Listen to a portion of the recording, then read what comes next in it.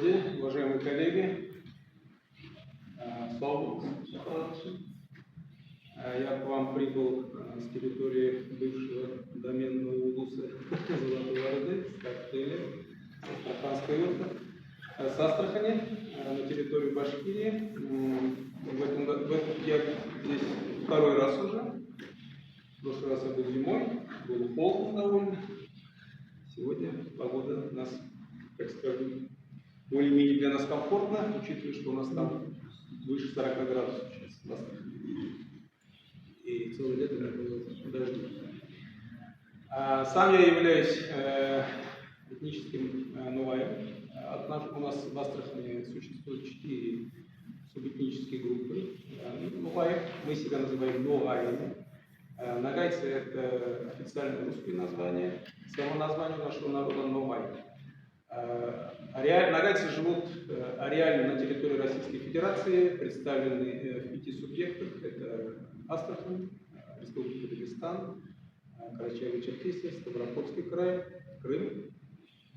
Живут также те, кто выехал на заработки в северные регионы, в частности, в Ямало-Ненецком автономном округе и Ненецком, по-моему, да? Ханты-Мансийск. Ханты-Мансийск.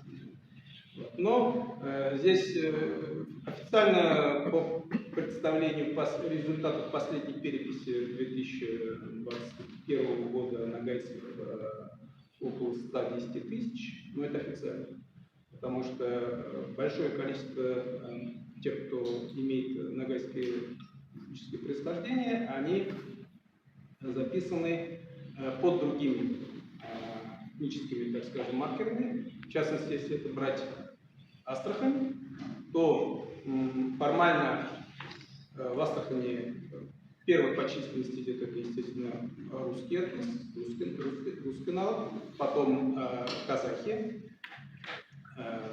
где-то около 150 тысяч. И среди казахов есть такая группа, мы их называем букиевские нагаи, которые сейчас, в силу определенных процессов, которые были до советского периода и в советский период уже, в период нациостроительства, были записаны в состав казахского народа. А третьим идут так называемые представители татарского народа, но их где-то около 60 тысяч, но по своему происхождению процентов 90, может где-то 85, это местные нагайцы. Именно из Юртовской, Карагашской среды, которые во время советского периода, это где-то начиная с 1920-х годов, во время культурной революции, строительства новых, так скажем, социалистических наций, во время борьбы, так скажем, с преодолением неграмотности населения и так далее, они были записаны официально татарами. Я не говорю, что там не проживают имеющие этническое происхождение татары, то есть это есть там где-то в 3-4 населенных пунктах Нариманского района и в одном населенном пункте, по-моему, Черноярского района. Это потомки переселенцев из Среднего Поволжья, в основном это выходцы из Мишар и казанских татар, есть немного касимовские, но они имеют, так скажем, чисто такое татарское, так скажем, происхождение. А в большинстве своем там проживают эти самые нуаи, которые были записаны там. В Астрахани представлены 4 группы субэтнических нагайцев. Это самые многочисленные юртовцы, но при этом у них так называемая плавающая этническая идентичность. Вторая это карагаши. Третья это кундровские нуаи. Кстати, они там представлены только одним населенным пунктом, это Тулуганска, Кундралова мы его называем. А другая, так скажем, часть этой группы, она живет в Оренбурге. Это оренбургские нуаи, которые, кстати, тоже сейчас, по-моему, в составе татарского проекта. И четвертая группа, это утары или алабугатские нагайцы, которые живут на приграничном с Калмыкией территории. Это в Лиманском районе, на Риманском, но в большинстве своем они проживают Лагане, это в республике Калмыкия. Значит, почему такие 4 субэтнические группы, чем они представлены? Это результат различных там исторических, объективных и субъективных процессов. Если говорить о происхождении ютовцев, то вообще само название ютовцев — это официальное название российской администрации. То есть, что такое слово ютовские? Это домовные нагайцы. То есть нагайцы, которые имеют стационарное жилище, которые жили, так скажем, в стационарных этих селениях, то есть не кочевали. В своей основе они имеют потомков, в их основе лежат потомки жителей Астраханского ханства, которые в 1556 году принесли шерсть московскому государству. И вот за это новая власть их, так скажем, повторно подтвердила их права, их имели знати и так далее, да, всех вот этих свободных общинников на владение там лугами, землями, рыбными угодьями и так далее. Нагайцы-ютовцы были на тот момент использованы в качестве служивого сословия на службе у российских властей. Отряды из нагайцев участвовали в русско-польских войнах, в Северной войне.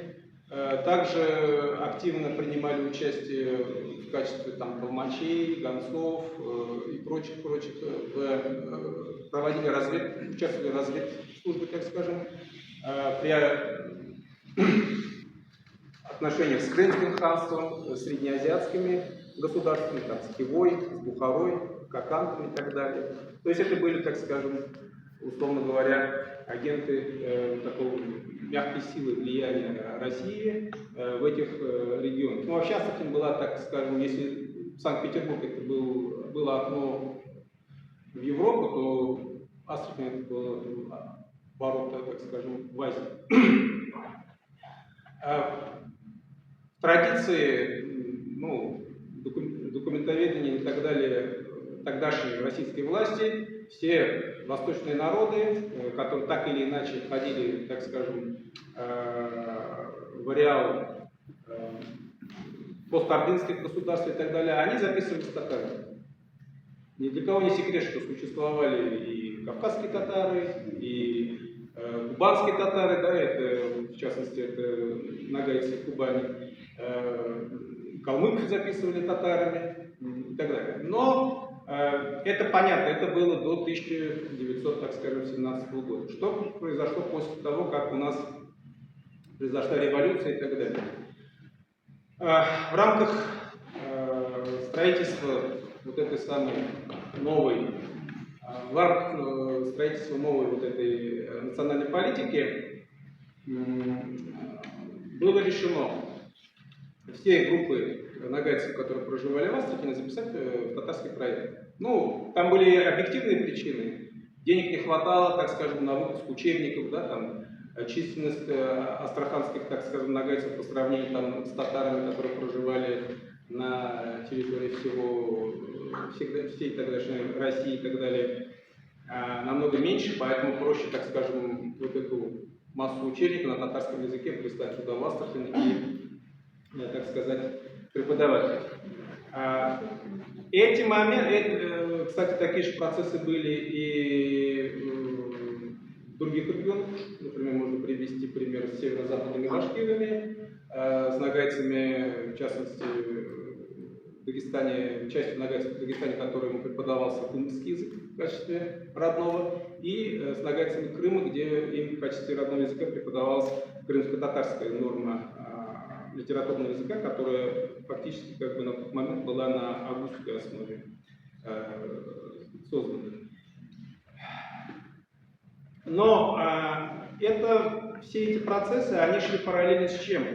Основная, вот, так скажем, интеллектуальная элита ютовских нагайцев, ну, такой ютовских, но нагайцев, которые проживали в Нижнем Поволжье, она на тот момент подверглась определенным, так скажем, репрессиям. В частности, ну, вот такой деятель, как Басыр Абдуллин, основатель ногайской драматургии, театра, он был вынужден уехать из Астрахани сперва в Среднюю Азию, потом он перебрался в Туркмению, вернее, не Туркмению, но Республику Дагестан. Там фактически создал Ногайский театр, в 30-х годах был репрессирован. Мой односельчанин Салиев Бекбулат Мажитович был вынужден уехать в Среднюю Азию, стал первым профессором истории Узбекской республики, Узбекской ССР, в конце 30-х годов репрессирован. Значит,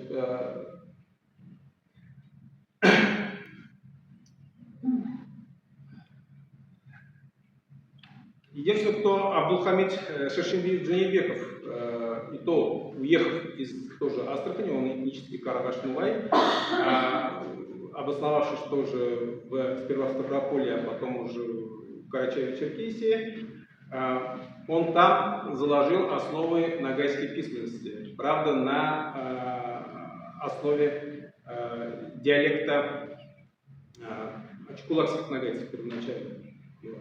То есть другая часть элиты, но это в основном кто были у нас? Это в основном религиозные деятели. Они тоже пошли, так условно говоря, под нож. То есть вот эта прослойка интеллектуальная, да, она была ликвидирована. Вот. Ну, как сегодня правильно предыдущие лекторы сказали, вакуума в природе не существует, он чем-нибудь заполняется. Сюда были присланы в Астрахань учителя, преподаватели из числа вот 25 тысяч, как так называемых, да, из Среднего Поволжья, из числа этнических татар, которые стали уже в качестве родного языка преподавать для всех групп астраханских ногайцев литературно-татарский язык, который до этого был создан на основе казанского диалекта татарского языка. Да, это как бы языки родственные, но они относятся, даже лингвисты сейчас их относят к разным, так скажем, подгруппам. Наш язык, например, относится к кипчако-ногайской подгруппе, вот, и различия там существенные. Ну, это все, конечно, так скажем, реалии того периода, советского, так сказать, да? Но что где-то до 60-х годов этот язык в качестве, я имею в виду литературно-татарский, он преподавался во всех школах, где компактно проживали юртовские нагайцы, да и не только юртовские, карагашские нагайцы и так далее. А в 60-х годах, уже, по-моему, в 65-м или 67-м уже преподавание отменили, перешли только на русский язык. И вот такая ситуация находилась где-то до конца 80-х годов. Причем, что интересно, ногайская идентичность у, условно говоря, как простого народа, то есть людей от Сахи и так далее, которые проживали в сельской местности, она была крепче, чем у тех, кто, например, жил в городе, контактировал, так скажем, с представителями этнических, так скажем, татар и так далее, да. И здесь, видимо, сыграл свою роль сыграла урбанизация, то есть в селе вот это этнично сохранялось на бытовом уровне. И потом еще такой момент, что вот поколение, которое жило еще, так сказать, и выросло еще до Хрущева, то есть до паспортизации, оно тоже имело такую вот эту твердую, так скажем, ногайскую этничность. Почему? Паспортов не было. То есть у тебя паспорт – это документ, первый документ, где черным по белому написано национальность татарин. И когда ты, например, говорил Янувай, тебе говорили, у тебя что тут написано? И так было, кстати, в дальнейшем в этих, во время переписи, например, говорили, я хочу записаться нагайцем. Ему говорили, а с чего? Ну вот мне там дед сказал, и что скажу, мы нагайцы. Ну, с чего это? Кто знает лучше, ты, твой дед или сельсовет? В сельсовете ты записан на татарин. Все, пишем татарин. Это было в советский период, так сказать. Теперь в 90-е годы, когда уже Союз развалился, значит, конце 90-х годов, вернее, 80-х годов, в начале 90-х годов, в Астрахани начался процесс вот этого ногайского возрождения. Что интересно, он принял такой вот отзыв на ура, так скажем, среди именно ногайцев карагашей. В 2001 году, да, и далее, количество ногайцев там увеличилось за счет того, что во время переписи ногайцы, так скажем, возвращались к своей личности. И это, естественно, вызывало недовольство, как, что интересно, со стороны этноэлит Республики Татарстан. Почему? Я не говорю про простой народ и так далее, я говорю именно про этноэлиту. Дело в том, что сегодня говорили про мягкую силу и прочее, да? Здесь ногайцы Астрахани, включенные в вот этот татарский национальный проект, они играли свою такую, условно говоря, одну из связующих звеньев в том проекте, который вот этноэлиты данного региона для себя, так скажем, на тот момент строили. Это связь с историей средневекового государства Золотая Орда и вообще с историей степной культуры. Дело в том, что у средневолжских татар данной культуры, данного вот этого периода в их истории нет. Потому что они являются потомками оседлого населения Среднего Поволжья. И для чего это все нужно? Для того, чтобы удревнить свою историю, обосновать свои, так скажем, свои вот эти намерения на данные наследия, вот это все проделывается. Но теперь, что я вам скажу, к чему вот это все привело? Дело в том, что когда в 90-х годах обратно восстановили преподавание в школах, где компактно проживают юртовские ногайцы в Астраханской области, родного языка, опять был введен литературный татарский. Но родители уже это не воспринимали как за родной, потому что дома говорим на одном, в школе другое. Это то же самое, что изучать, как, например, английский, французский или другой язык. Но английский, французский может понадобиться при поступлении в институт, а этот для чего? И вот наступила такая дилемма, что родители стали отказываться от преподавания этого языка, изучения этого языка своими детьми, отдавая предпочтение в сторону, так скажем, там, родного русского и так далее. И в итоге носители уходили, старое поколение уходит, язык деградирует, а фиксации нигде нет. Вот. И поэтому вот где-то в конце уже десятых годов этого века среди интеллектуалов и активистов именно из юртовской среды возник вопрос, а что дальше? То есть сейчас мы уйдем, наше поколение уйдет, все, уже кто говорит на этом языке и так далее, нет. Поэтому был вот этот проект Юрт-Нугай запущен. И какие, значит, были проделаны, так скажем, дела в этом. Была выпущена вот такая брошюра Безнувайла, на котором, значит, коротким ясным языком была показана культура, история, происхождение всех групп ногайцев Астрахани, в том числе и юртовских. Значит, еще что-то.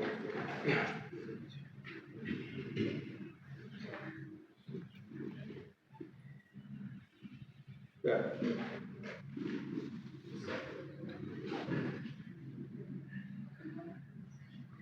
Также были впервые проведены в рамках празднования праздника Международного дня родного языка диктанты на юртовском и карагашском диалектах ногайского языка. Также усилиями активистов из числа юртовцев и карагашей была проделана определенная работа с Институтом языкознания Российской академии наук. И эти диалекты были признаны диалектами ногайского языка. Анна Владимировна Дебо выступала на одном из наших мероприятий в женевских чтениях и свой вердикт. Значит, данный язык сейчас, вернее, данный диалект является включены как диалект нагайского языка. Далее, сейчас собирается и готовится словарь по юртовскому языку, вернее, диалекту. Подготавливается также монография по истории, как астраханских нагайцев в целом, так и юртовцев в частности. Популяризируется национальная одежда, именно вот аутентичная нагайская, юртовская, национальная кухня, блюда национальной кухни, да, и еще много чего.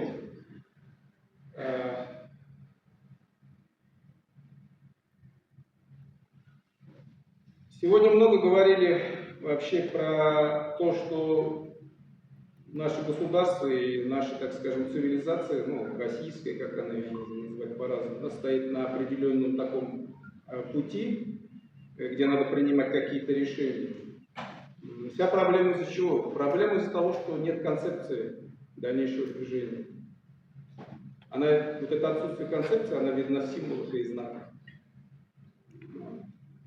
Как говорили, как пишет в одной из книг священных писаний, да, дом разделен на себе, погибнет. Поэтому сейчас, в частности, перед нами, да, какой вопрос стоит? Для того, чтобы вот нам выйти из этого концептуального кризиса, я имею в виду что нужно сделать? Нужно сделать три вещи. Это исправить имена, то есть назвать народ так официально, как он называл сам себя. Нугай, в скобках нагайцев. Второе. Усилить ритуал. Что такое ритуал? Это все, что относится к миру, так скажем, связанному с духовностью, миру невидимому и так далее. Да? Вообще ритуал – это иммунитет этноса, иммунитет народа от чужеродных влияний. Ну и третье – нарисовать образ будущего, показать образ будущего. А какой у нас образ будущего бывает? Это работа на созидание в составе вот нашего российского суперэтноса, российской государства. Почему? Потому что только у нас здесь нагайцы официально называются нагайцами. В Турции они бывают тюрки, в Казахстане они казахи. Яркий пример это вот, например, выступление борца Юсупа Тормузаева, которого так нагайцами не объявили на Олимпиаде, хотя он и занял второе место. Вот. И поэтому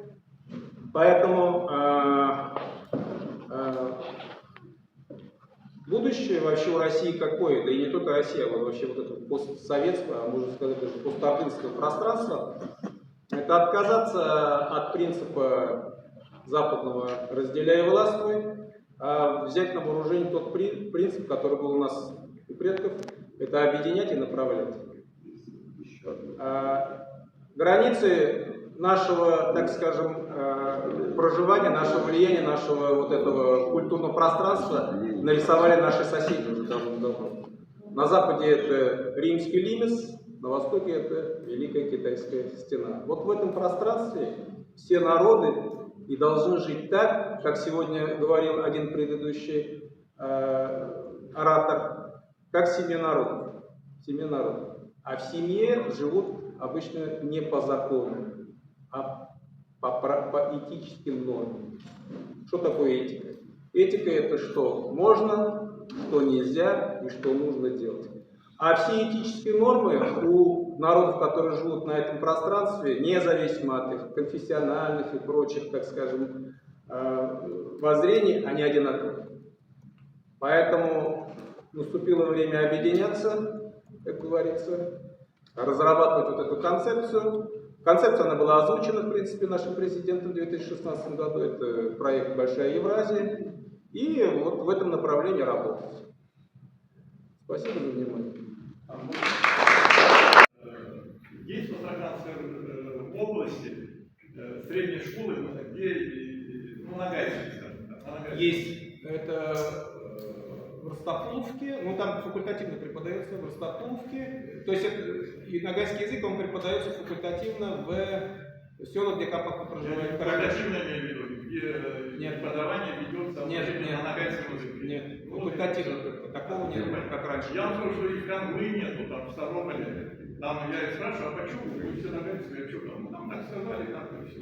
Понимаете, насчет Карачаевича если не знаю, насчет вот, там тоже самое. Ногайского района, я тоже там 50 тысяч ногайцев, допустим. Ну, дагестанцы говорят, что тоже. Понятно?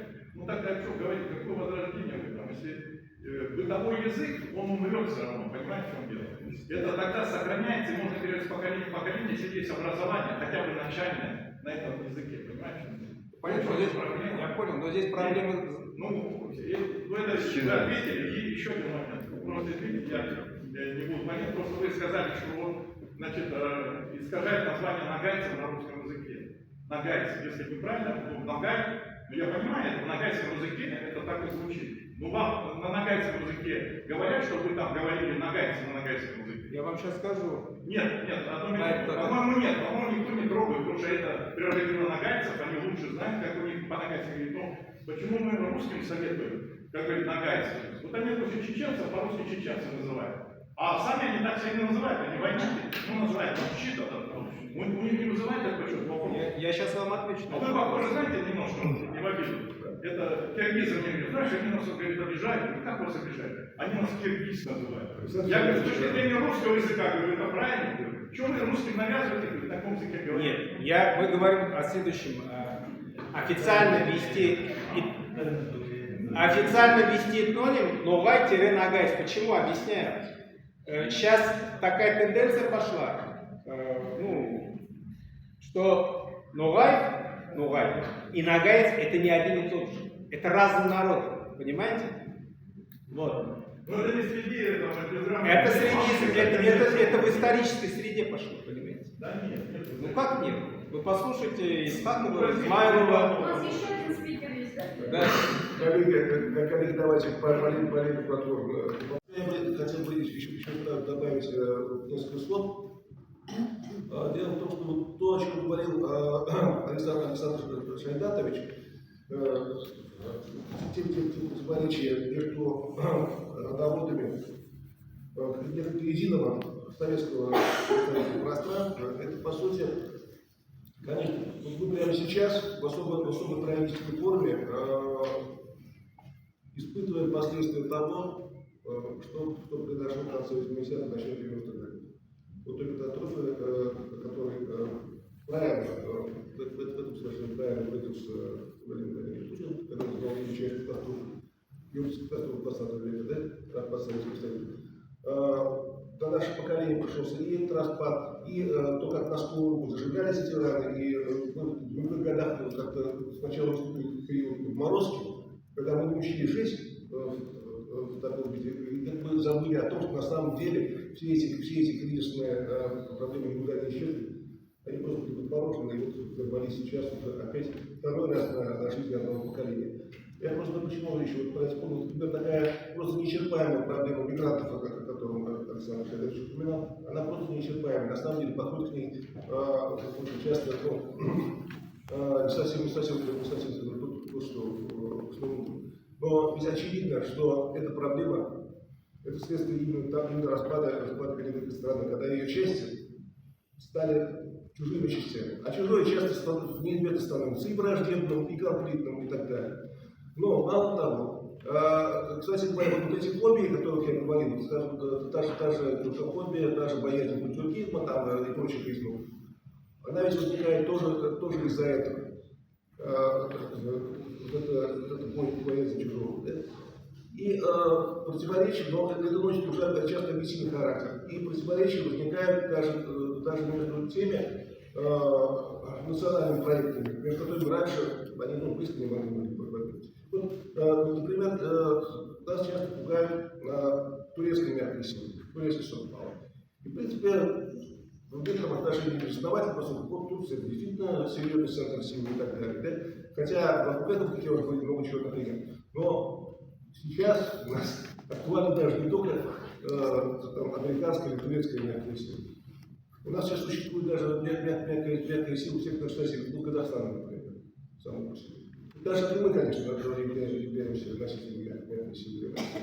То есть различных противоречий достаточно много. И я считаю, лучший способ работать с ними, это, во-первых, не закрывать до них глаза, а спокойно, в рабочем инженерном режиме, как положено, нас как-то их обсуждать. Да?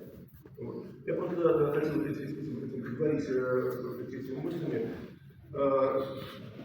Некоторые сюжеты, которые мы никогда встретить озвучивали. То есть, в самом понятии.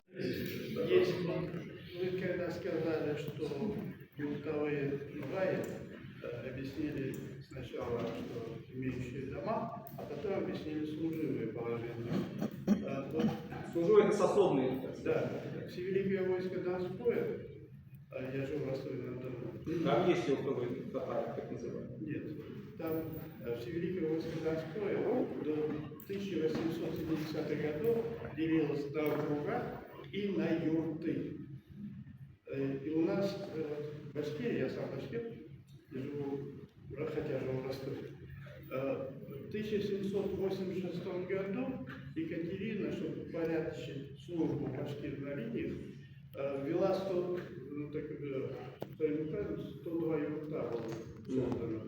Это мы берем деревню Байназар 1786 года, и мы можем обнаружить в Башкирии деревни в 1786 году, которые создались.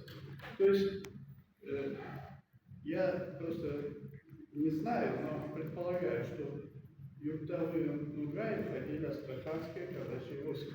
Нет. Да, из состава Липецкой выходили. Отдельным юртом военно-административные единицы. Нет, дело в том, что так называемые вот эти юртовцы, они были служивыми сословием. Да, я об этом Да. И они не входили в астраханское, я имею в виду, целиком не входили в астраханское казачье войско, но некоторые выходцы из них отдельно, да, были. А так они возглавлялись. Дело в том, что после того, как ханство пало, хан сбежал, Дербиш-Али, да, его место здесь, в Астрахани, заняли в дальнейшем князья, это потомки Едиге, Юсуповы, Урусовы и Тиньбаевы. А вот это высшие вот эти князья. А более низший, так скажем, командный состав, или как их пишут в